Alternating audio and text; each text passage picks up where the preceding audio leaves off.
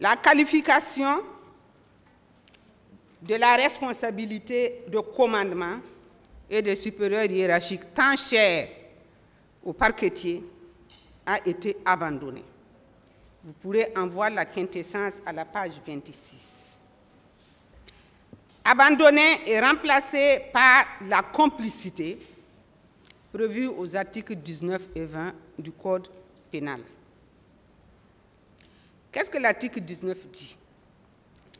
Maître Almami l'avait rappelé, mais je vais le rappeler. Il semble que la répétition est pédagogique.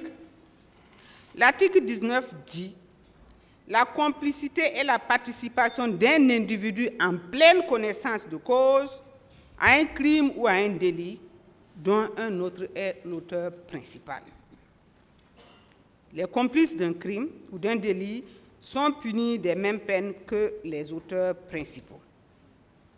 Quant à l'article 20, qu'est-ce qu'il dit? L'article 20 dispose que sont punis comme complices d'un fait qualifié de crime ou délit, premièrement, ceux qui, pardon, promesse, abus d'autorité ou de pouvoir, machination ou artifice provoquent ce fait ou donnent les instructions pour les commettre. Deuxièmement, ceux qui procurent les armes, instruments ou tout autre moyen qui sert à l'action, sachant qu'il doit y servir. Troisièmement, ceux qui, en pleine connaissance de cause, aident, assistent l'auteur ou les auteurs de l'action dans les faits qui la préparent, la facilitent ou la consomment sans préjudice des peines prévues par les textes en vigueur. Et enfin, ceux qui connaissent la conduite criminelle des malfaiteurs, exerçant des brigandages ou de la violence contre la paix publique, les personnes ou les propriétés leur fournissent habituellement logement, lieu de retraite ou lieu de retraite. Dans la pratique du droit pénal, Monsieur le Président, Messieurs les assesseurs, nous savons, comme je l'ai ébauché, que toute infraction pénale est caractérisée par 3 éléments. Et ces éléments, en l'absence d'un seul de ces éléments, il n'y a pas possibilité pour la juridiction pénale de sévir. L'élément légal de la loi est celle qui est représentée par la norme juridique qui prévoit et qui la réprime. L'élément matériel est l'élément qui doit être matérialisé par un ou plusieurs actes exécutés par son auteur. Exemple, donner des coups signifie que vous êtes auteur de violence. Un élément moral qui veut que l'infraction soit le résultat de l'intention coupable de son auteur, conscient de ses actes. C'est la réunion de ces 3 éléments, Monsieur le Président, Messieurs les assesseurs, qui caractérise l'infraction. Et je le disais, le défaut d'un seul entre les 3 peut choquer la morale, peut choquer la cité, peut choquer en droit civil, mais le droit pénal doit l'ignorer. C'est dans le cas d'espèce que je vous invite, Monsieur le Président, Messieurs les assesseurs,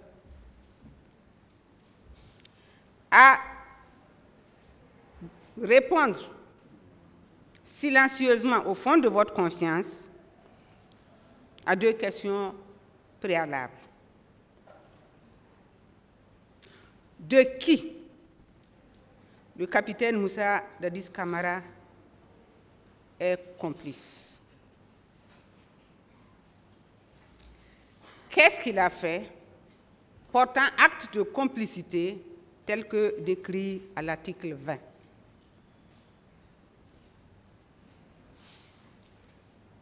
Monsieur le Président,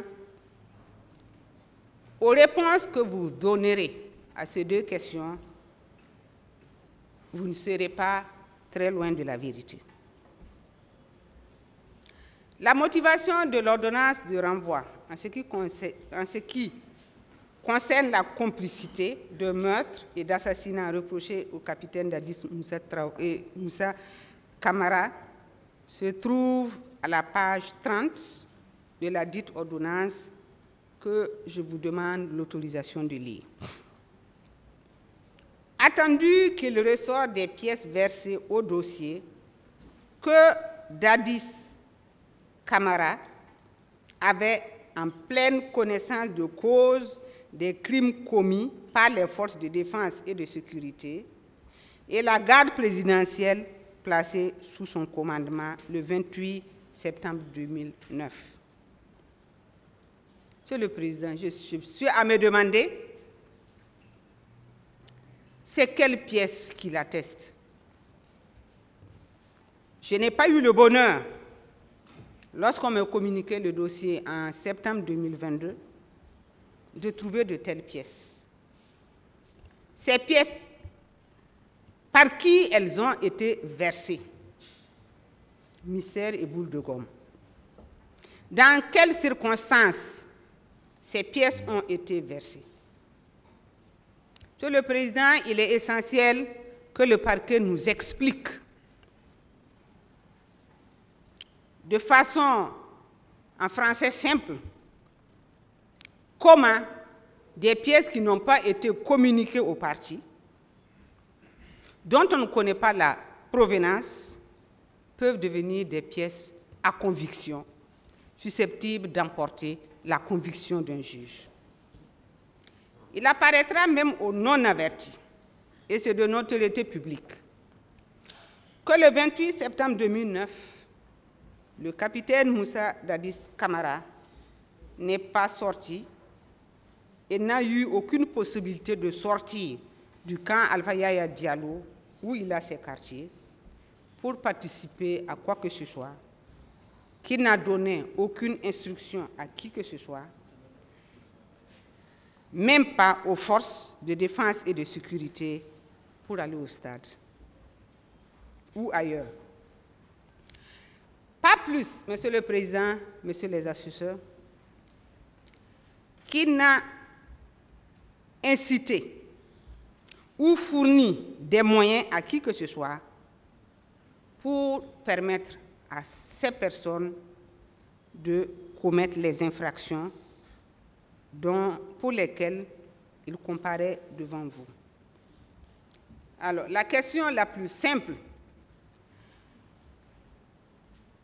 qui me vient en tête, comment le parquet a pu caractériser une infraction de commission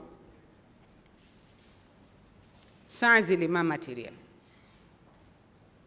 On nous dit oui, il est complice de, mais on ne nous dit pas la complicité a consisté en quoi?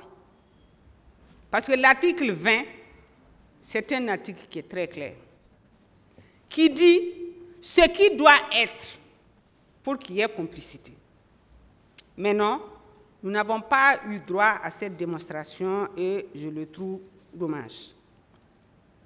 Je suis convaincu que l'on va me parler des recrues de Kaléa, des recrues de Pivi, des occultistes de Gono Sangare. Monsieur le Président, j'ai regardé et je continue de regarder. C'est vrai que je ne connais pas Kaléa. C'est vrai que je ne connais pas les recrues de Kaléa, ni les recrues de Pivi, encore moins les occultistes de Gono Sangare, mais je ne pense pas que dans le lot de personnes qui sont ici, dans le box des accusés, il puisse s'en trouver un. D'ailleurs, le parquet, après plusieurs tentatives de créer un lien avec les personnes non identifiées, baptisées par la terminologie recrue, de Kalea, recrue de Pivi, le capitaine Moussa Dadis Camara semble constituer le cheval de bataille du parquet qui reste tout à fait incapable de nous exhiber une seule personne répondant à cette terminologie.